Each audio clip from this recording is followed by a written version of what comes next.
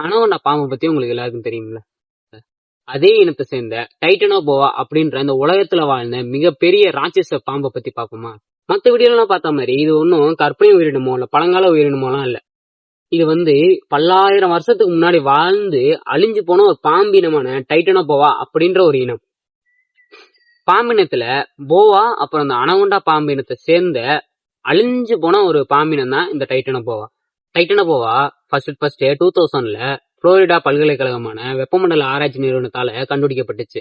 North east கொலம்பியாவுல சுரேஜான் அப்படின்ற நிலக்கரி சுரங்கத்துல நம்ம புளோரிடாவை சேர்ந்த ஸ்டூடெண்ட்ஸால 186 டைட்டனோபோவோட புதைப்படிவங்கள் கண்டுபிடிச்சிருக்காங்களாமா. 186 புதைப்படிவத்துல கண்டுபிடிச்சு 2009ல போயிட்டு அதுக்கு சுரேஜனோனின்ஸ் அப்படிங்கிற அந்த சுரங்கத்தோட பேரையே இதுக்கு பேரா வச்சிருக்காங்களாமா.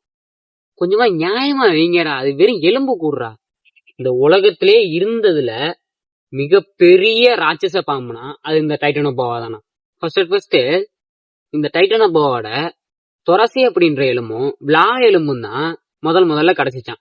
அதுக்கப்புறம் பல மாசம் ஆராய்ச்சி பிறகுதான் இந்த 186 பீஸையும் கண்டுபிடிச்சிருக்காங்க. இந்த டைட்டனோபோவோட துணை இனமான போயினே அப்படின்ற ஒரு பாம்பினம் இன்னமுமே இருக்கான் ஃப்ரெண்ட்ஸ்.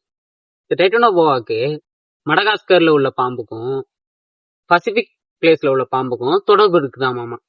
நீ நினைக்கிற மாதிரிலாம் ஒண்ணும் இல்ல. டைட்டனோபோவா உயிரினம் அழியறதுக்கு முழுக்க காலநிலை மாற்றம் தானே சயின்டிஸ்ட் சொல்றாங்க. எனக்கு ஒன்று தோணுது, அந்த பாம்பு கொஞ்சம் கூட நினைச்சு கூட பாத்துருக்காதுல்ல, நம்ம இந்த இடத்துல இப்படி சாகுறோம், அந்த பாம்புக்கு தான் தெரியும் அது எப்படி செத்துச்சுன்னு.